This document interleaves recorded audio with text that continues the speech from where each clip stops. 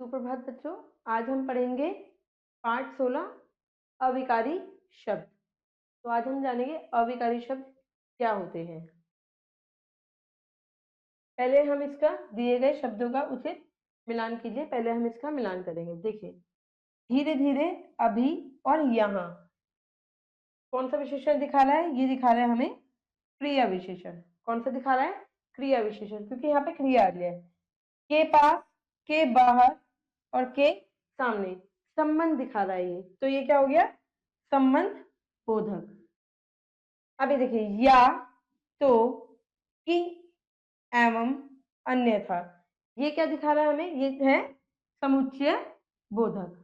समुच्चय बोधक। अब देखिए, अरे वाह, सी, सावधान, ये कौन सा चिन्ह दिखा रहा है? ये दिखा रहा है हमें विस्मयादि बोधक चिन्ह। अब हम जानेंगे इन सबके बारे में, तो आइए जानते हैं। ये देखिए, अविकारी शब्द का अर्थ। अविकारी शब्द का अर्थ क्या होता है? जिसमें परिवर्तन नहीं किया जा सकता। ठीक है, देखिए, जिसमें विकार या परिवर्तन न हो, ऐसे शब्द को कौन सा शब्द कहते हैं? अविकारी शब्द। लड़का मधुर गाता है, मधुर। ठीक है, लड़का मधुर गाता है, लड़की मधुर गाती है। इसमें भी मधुर आ गया और इसमें भी क्या आ गया? मधुर। वह मधुर गाता है, अब वह आ गया, बात किसी और की हो रही है, पर क्या आ गया? मधुर। ये क्या हुआ? ये समान रहा, ये चेंज नहीं हुआ। वे मधुर गाते हैं, वे, बात किसी और की हो रही है, पर मधुर।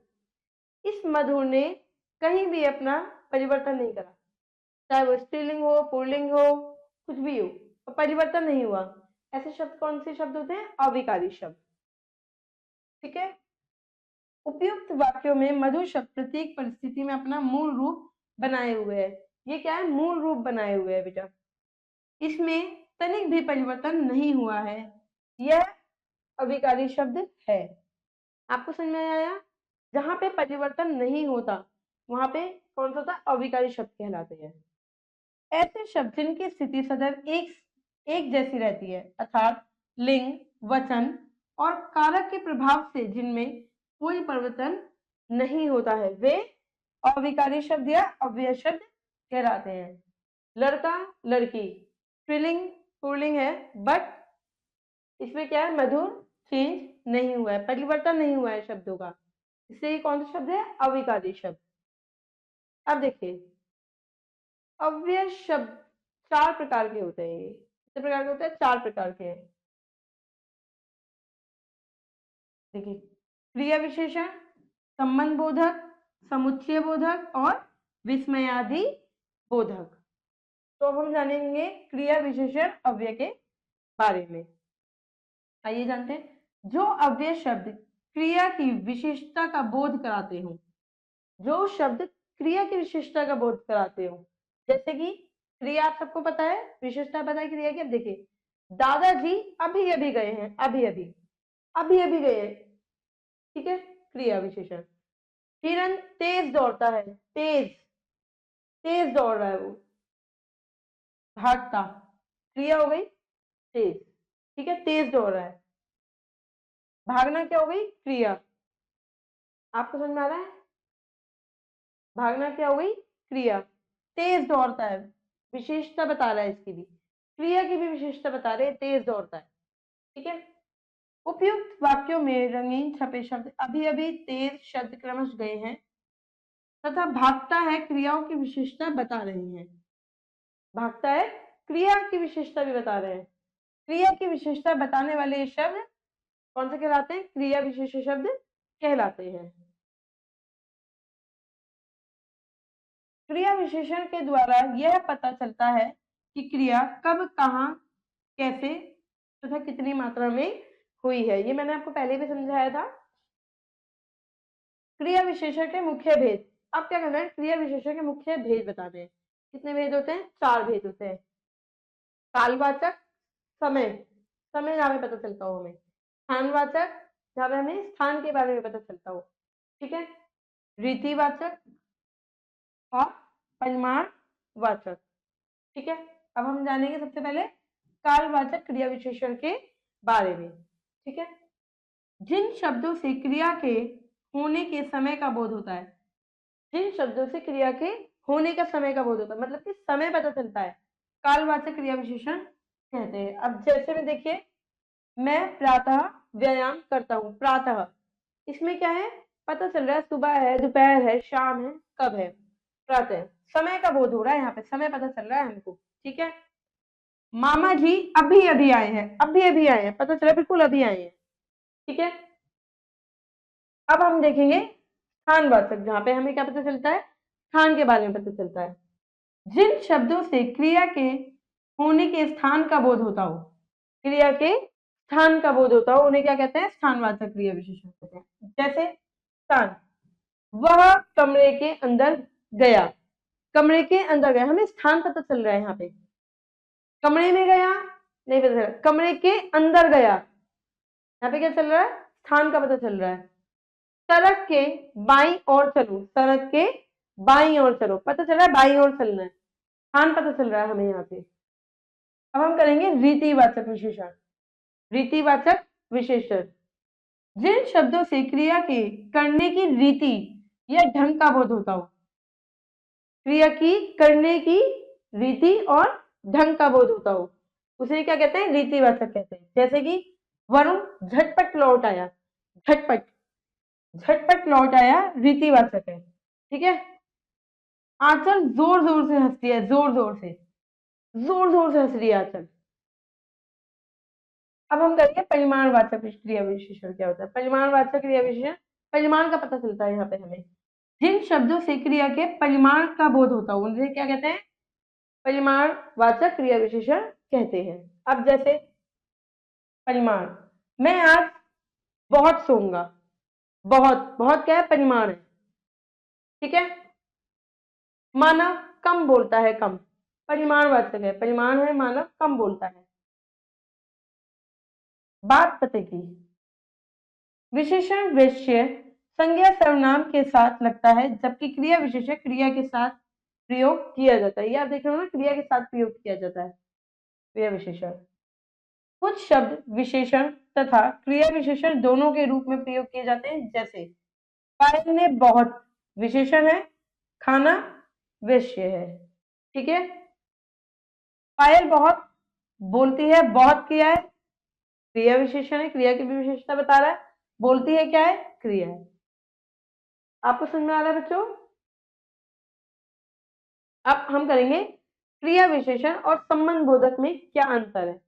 संबंध आपको पता चल गया। ठीक है। अब क्रिया विशेषण और संबंध बोधक में अंतर करते हैं। कुछ कालवाचक तथा स्थानवाचक अव्यय संबंध बोधक और क्रिया विशेषण दोनों में ही प्रयुक्त होते हैं। ठीक है, दोनों में प्रयुक्त होते हैं। कुछ में, जब कोई अव्यय वाक्य में आई क्रिया की विशेषता बताते हैं तो वे क्रिया विशेषण कहलाते हैं,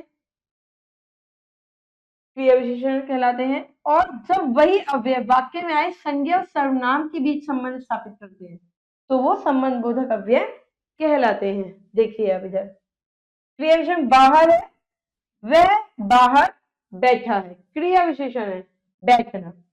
ठीक है, वह बाहर बैठा है। संबंध बोधक में आएगा तुम कक्षा के बाहर चले जाओ। यहाँ पे समझ में आया आपको, इन दोनों का संबंध इससे हो रहा है, के बाहर। अब देखिए पास, तुम उसके पास चले जाओ, क्रिया जाओ, क्रिया विशेषण। ठीक है, तुम उसके पास चले जाओ। अस्पताल के पास दवाई घर है, के पास, अस्पताल के पास क्या है, दवाई घर है। अब इधर देखिए आगे, वह आगे बैठी है, बैठना क्रिया आगे, वह आगे क्या है, बैठी है। मेरे घर के आगे सुंदर बाग है, के आगे, मेरे घर के आगे क्या है, सुंदर बाग है। नीचे, मुझे नीचे उतारो, मुझे नीचे उतारो, उतारना क्रिया। मेज के नीचे बिल्ली है, के नीचे। संबंध समझ में आया बेटा आपको, क्रिया और संबंध समझ में आ गया। अब करेंगे हम समुच्चय बोधक अव्यय। समुच्चय बोधक अव्यय क्या होते हैं, वे अविकारी शब्द जो दो शब्दों, वाक्यों या उपवाक्यों को जोड़ने का काम करते हैं। समुच्चयवाचक क्या है? दो शब्दों, वाक्य और उपवाक्यों को भी जोड़ने का काम करेंगे। कैसे? आइए जानते हैं। निकिता और रंजना स्कूल जा रही है। निकिता और रंजना, निकिता और रंजना दोनों में और लग गया, समुच्चयवाचक समुच्चय बोधक हो गया ये। ठीक है। मैं घर गया था लेकिन, मैं घर गया था लेकिन तुम नहीं मिले। मैं घर गया था लेकिन तुम नहीं मिले। ठीक है। अब करेंगे हम समुच्चय बोधक अव्यय व्याकरण में निम्नलिखित कार्य करते हैं। दो शब्दों या वाक्यांशों का जोड़ने का। ये क्या काम करते हैं? दो शब्दों या वाक्यांशों को जोड़ने का काम करते हैं। जैसे अजय और सतीश सच्चे मित्र हैं, और पूरा वाक्य है ये, शब्दों को जोड़ रहा है ये। अजय और सतीश शब्द को जोड़ रहा है बेटा ये, और लग के। निकिता सो रही है और प्रज्ञा पढ़ रही है। निकिता सो रही है, वाक्य पूरा कर दिया ना, और प्रज्ञा पढ़ रही है। ठीक है। अभी देखिए, काले बादल छाए और तेज वर्षा हुई, और काले बादल छाए और तेज वर्षा हुई, और इसमें क्या है? पूरे वाक्यों को ये जोड़ रही है। वाक्य क्या है? जुड़ रहे हैं इससे। बहुत ध्यान से देखिए, गणित एवं विज्ञान मेरे प्रिय विषय हैं। एवं, एवं क्या है? पूरे वाक्य को बेटा ये जोड़ रहा है, एवं। तो इसमें क्या है? दो शब्दों को, वाक्यों को जोड़ने का काम करता है समुच्चय बोधक। उपयुक्त वाक्यों में और तथा एवं समुच्चय बोधक अव्यय है। देखिए, अब दूसरा काम क्या करता है? ये विरोध प्रदर्शित करता है। दो वाक्यों में विरोध प्रदर्शित कर देगा। कैसे?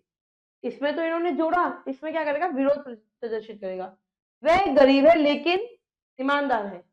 वह गरीब है लेकिन ईमानदार है वो। लेकिन विरोध भी तो किया है। देखो आप, हंसो नहीं परंतु मुस्कुरा तो दो। हंसो मत, मुस्कुरा दो। ठीक है। इधर देखिए, राजन चोर नहीं बल्कि सीना जोर भी है। मोहन चाहे गरीब है मगर बेईमान नहीं है।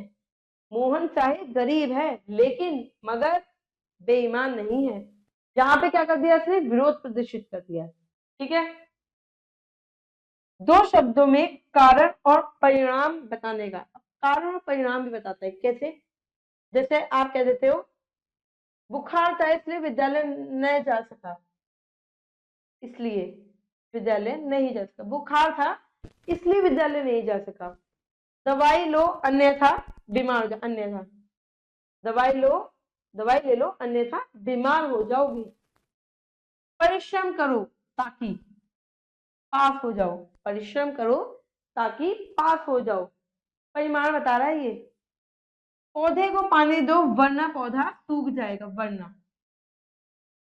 कारण परिणाम बता रहा है ये आपको। ठीक है, समझ में आया बच्चों? अब हम करेंगे, देखो, दो शब्दों या वाक्यों में विकल्प बताने का। विकल्प बताने का, चॉइस। ठीक है। तुम खेलो अथवा सो जाओ। तो या तो खेलो या तुम सो जाओ, दोनों में से एक काम कर लो। ठीक है। या तो खा लो या पढ़ लो, दोनों में से एक काम बता रहा है। राम अथवा शाम को बुला लो।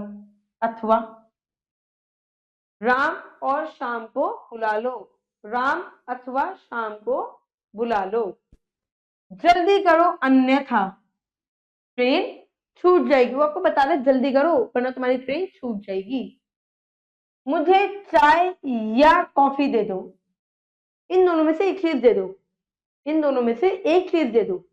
आपको समझ में आया? इसमें विकल्प विकल्प दे दिए, चॉइस दी है आपको इसमें।